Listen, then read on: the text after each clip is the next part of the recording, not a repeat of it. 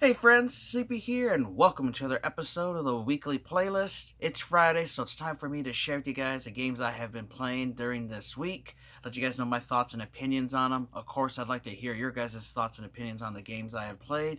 I would also like to hear what games you guys have been playing recently, and if you have any suggestions on games you think I should try, let me know because you guys always suggest really cool games, and I'm always looking for new games and new experiences to try out. My biggest goal this year was to play more games and enjoy more games in my collection. And that's one thing I've been doing a lot of this year. I've been playing a lot more games. I've been actually setting time aside to actually enjoy playing games in my collection because one of the big reasons we collect games is we actually want to play them. And it's definitely important that you make sure you set some time aside every month to at least play and enjoy some of the games in your collection. And that's what I've been doing this year. Last year, especially towards the end of the year, I did not have a whole lot of time to play games because I was so busy with work and other commitments and stuff. But this year, I wanted to actually set some time aside to actually play more games in my collection. Since I collect them, I want to actually be able to play and enjoy them. And that's what I have been doing. And that was one reason why I created this series because I wanted to create discussions and talk more about the games instead of just talking about collecting them and picking them up. I actually want to talk about actually playing the games and enjoying them. And so that's why I created this series. And I know a lot of people have been enjoying it. I do encourage others. I've had other people said they wanted to do similar videos to this. And if you guys do decide that, please leave the links in the comments for me so I can check them out because I do like checking out others' videos.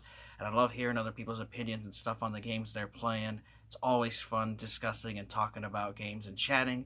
I love games, and that's one thing I really enjoy. And that's a big reason why I created this series was to get some more discussions going about games and sharing my experience with you, and also just playing more games. So that's why I created this series. So I hope you guys are enjoying it. And we'll get started here. First game I've been playing this week, and I'm getting close to beating it now, is the Ghostbusters Remaster. Now, this is the re-release of the 2009 Ghostbusters video game that came out on Xbox 360, PlayStation 3, and the PC. Now, the PS2 version, the Wii version, those were not remastered. That was a little bit different art style, gameplay, but they remade the 2009 360, PS3, and PC versions on the Xbox One, PlayStation 4, or Nintendo Switch, and it's also on the PC. I absolutely loved the 2009 Ghostbusters game, and this just brings back so many memories for me. It's such a wonderful title that I definitely suggest you guys pick up and play.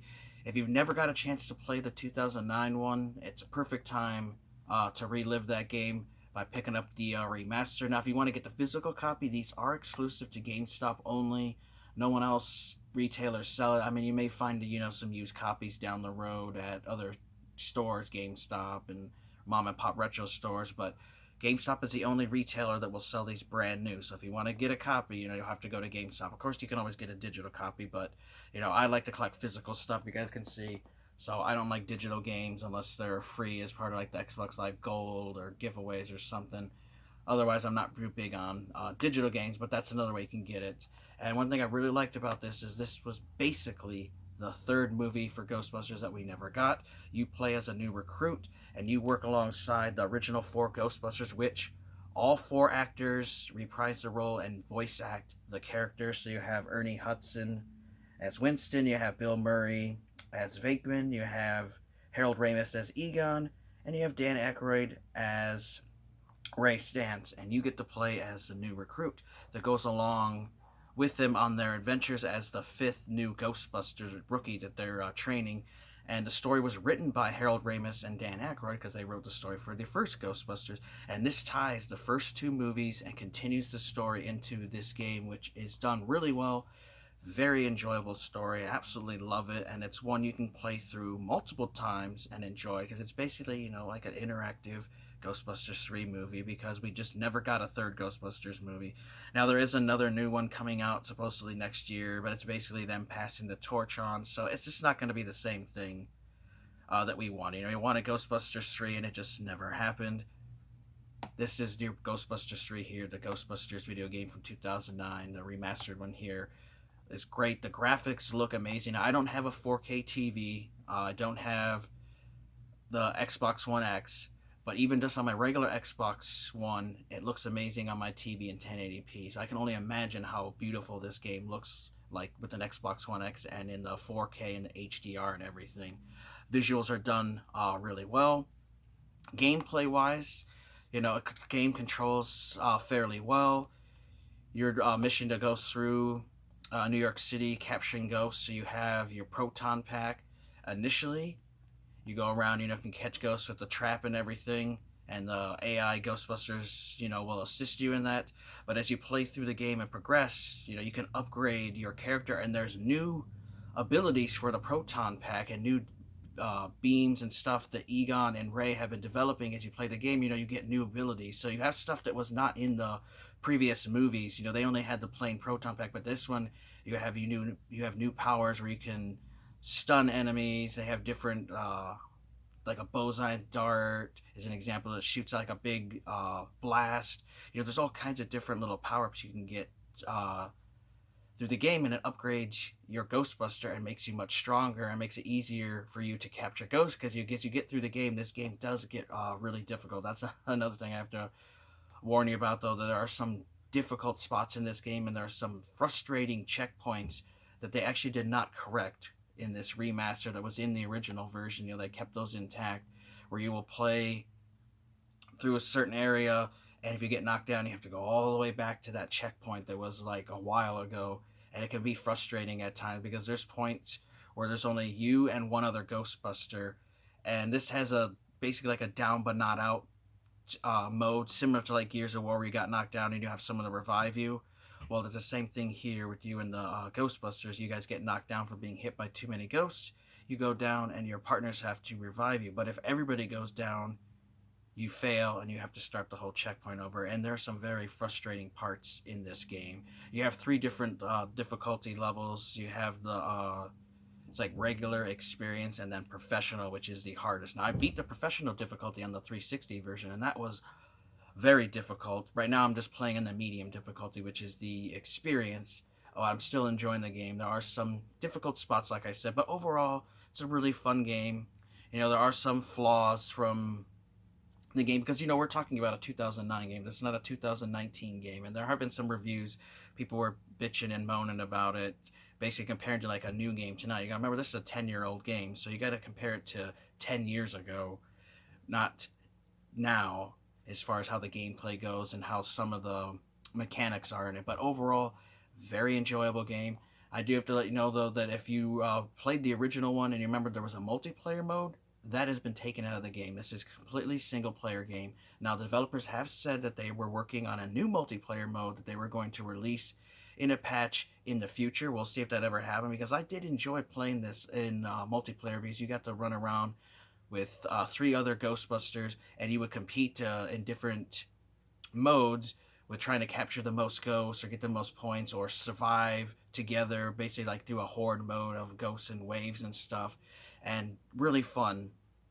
There are lots of different bosses in this game. One of them in the beginning of the game is the Stay Puft Marshmallow Man. He comes back, and that is a very enjoyable battle. I had a lot of fun with that.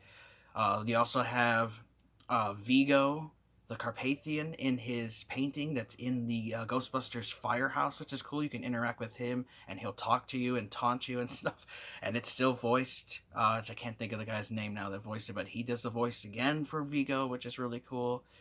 And another neat thing is when you're in between missions, you can explore the firehouse and just discover all the cool things in their firehouse that you didn't get to see in the movies. They didn't really go into detail. Well, in this game, they have it all fleshed out. You can run around the firehouse and interact in their bathroom. You can go to where the Ghostbusters sleep. You can see the little arcade machines they have set up. You can see the equipment they have set up. You can go down to where the containment unit is, and just all kinds of cool little attention to detail they have in the game. And another thing in the game is there are little collectibles you can collect throughout the game. And when you get those collectibles, they go back to the firehouse and they go on display. Like there's paintings, or there's a Ghostbusters car, or there's an evil toilet, or a telephone. Those actually go back into the firehouse. So when you go back in after collecting in a mission and you're back at the firehouse, you can actually interact with those objects. It's just really neat. I thought that was a cool little touch, where they actually the Ghostbusters start putting the the collectibles they get up around the firehouse for you to look at, and it's not just purely collecting. You don't ever see them again. You can actually see them in the firehouse, which is awesome. So I've been having a lot of fun with this game. I'm at the very last section, so I've only got about 20% of the game left, and I will have it beat for, like the sixth time or something now. But it'll be my first time for the Xbox One version. But definitely recommend, if you guys are a fan of Ghostbusters, you gotta pick up this game. It's very fun. It's also only a $30 title, which is not a bad deal for this. The other ones, the previous ones from 2009, were for a while going to like 30, $40 here. But ever since this got released, the prices have been plummeting, and I've even noticed online, they're going down to like $20 now, and $15 here locally. You can find them.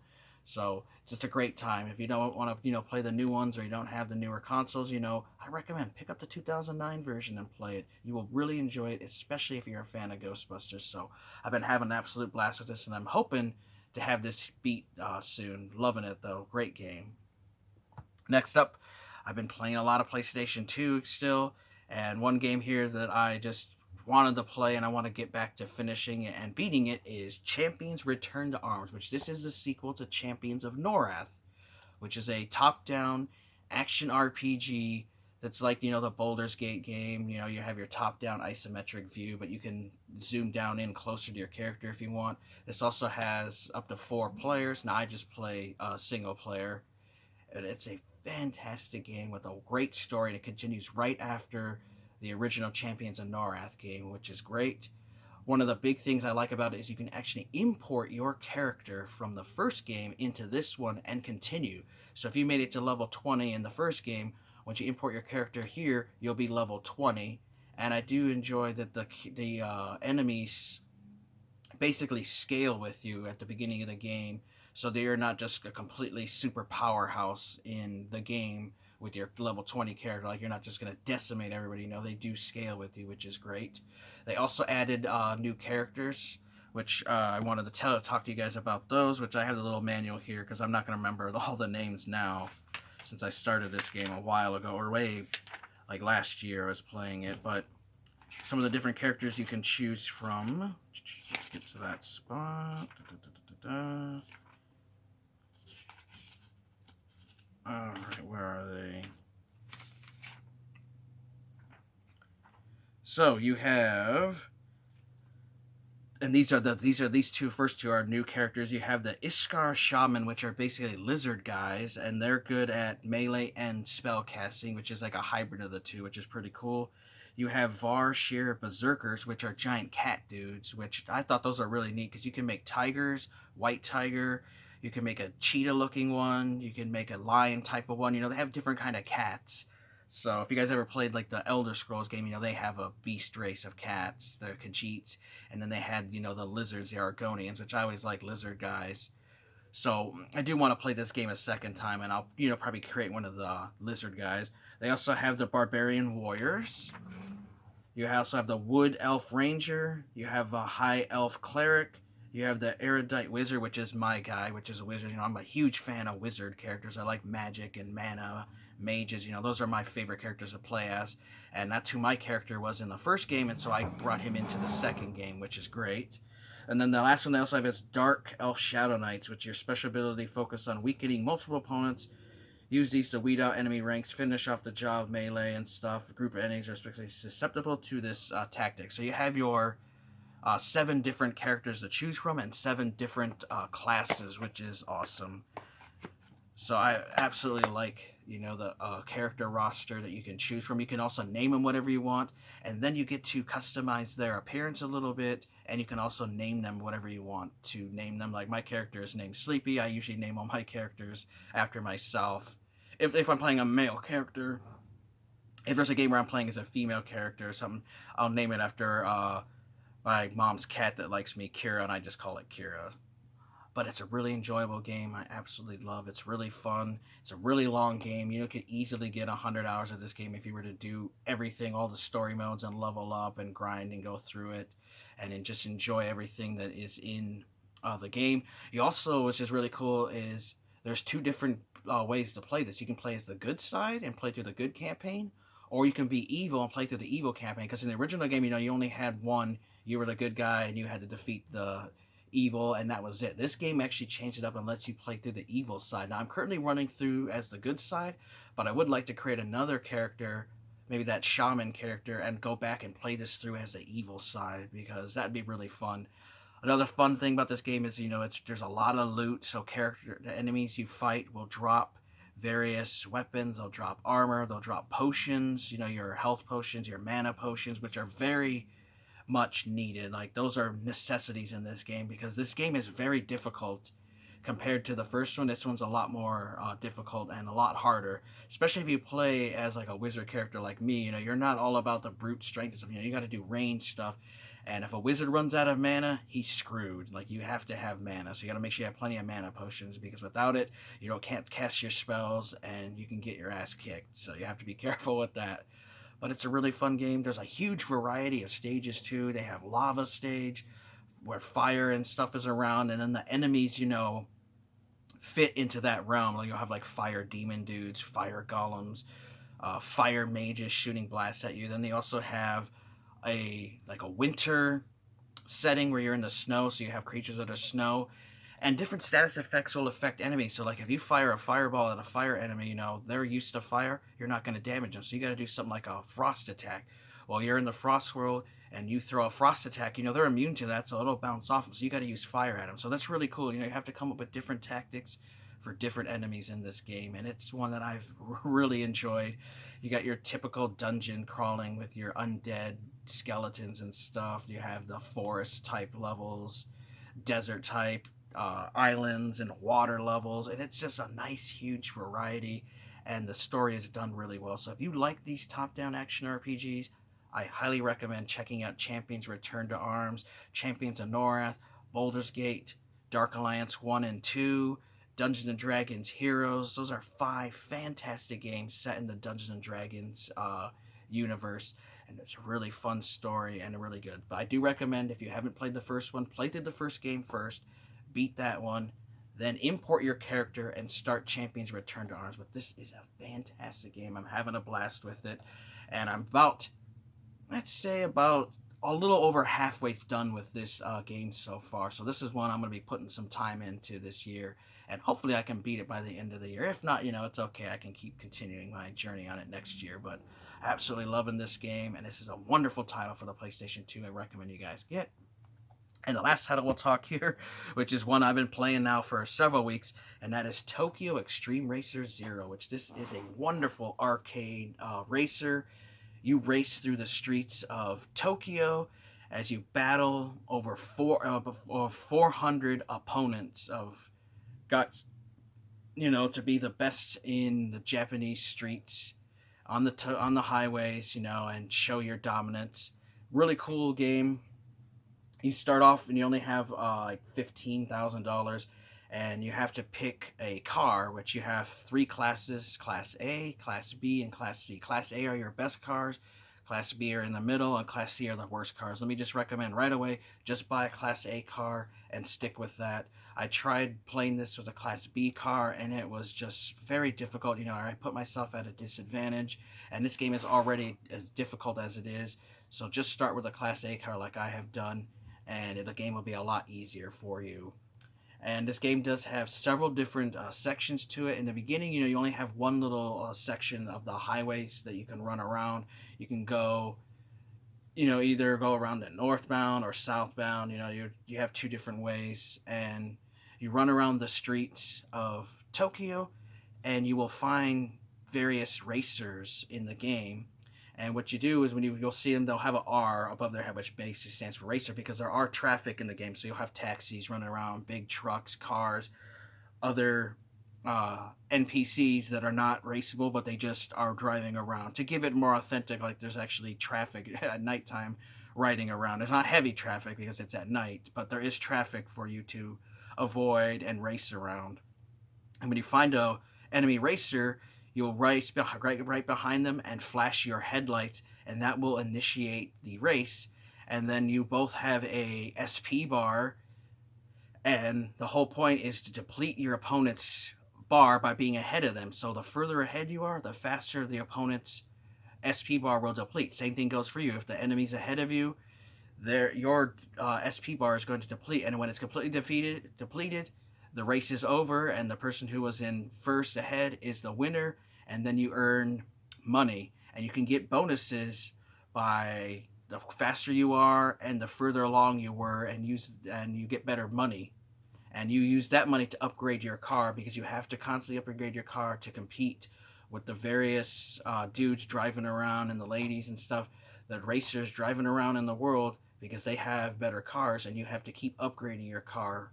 And there's all kinds of different things you can do to it. You can change the transmission, you can adjust the body, you can make the car heavier, you can make the car lighter, you can adjust the color, you can change mirrors, you can change the spoiler, you can change the front bumper, the rear bumper, you can change the side skirts. Like you can really customize your car to your liking and make the car look the way you want. There are all kinds of recognizable licensed cars in this game. They just don't have the actual names. They just call them like the AR something car because they didn't want to pay for the licensing. But if you know cars, you can tell what car you have. You also have there's a list online you can look up and see what cars are what.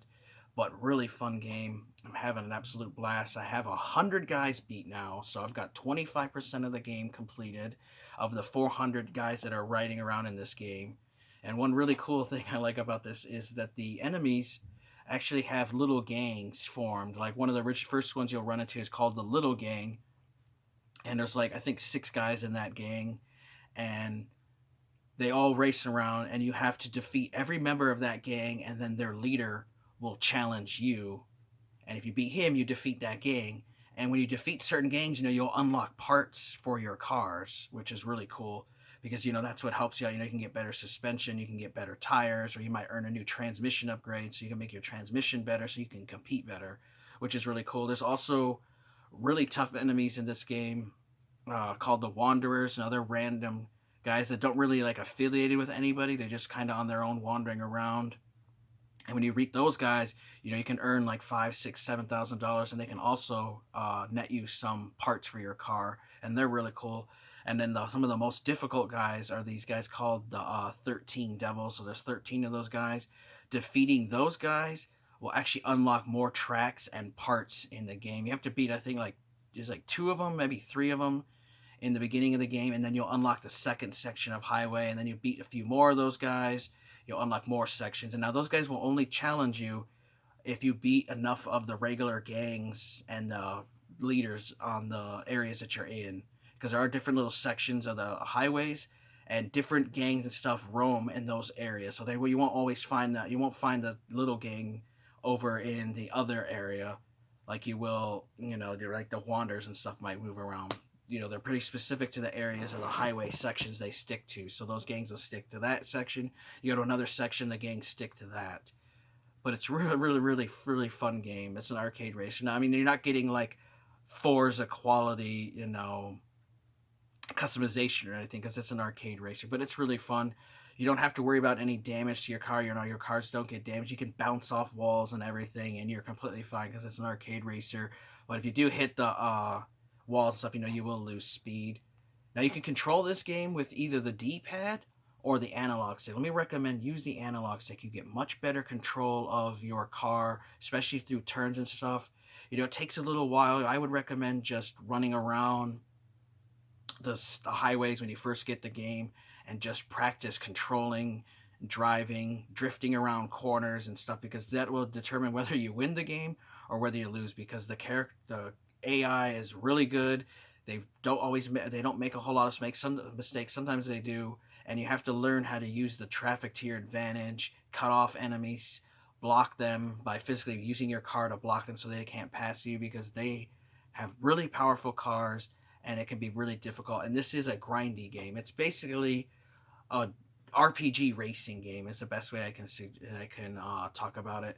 This is Tokyo Extreme Racer Zero. They do have Tokyo Extreme Racer 1 and 2 on the Dreamcast, which are really cool. You also can get Tokyo Extreme Racer 3 on the PlayStation 2.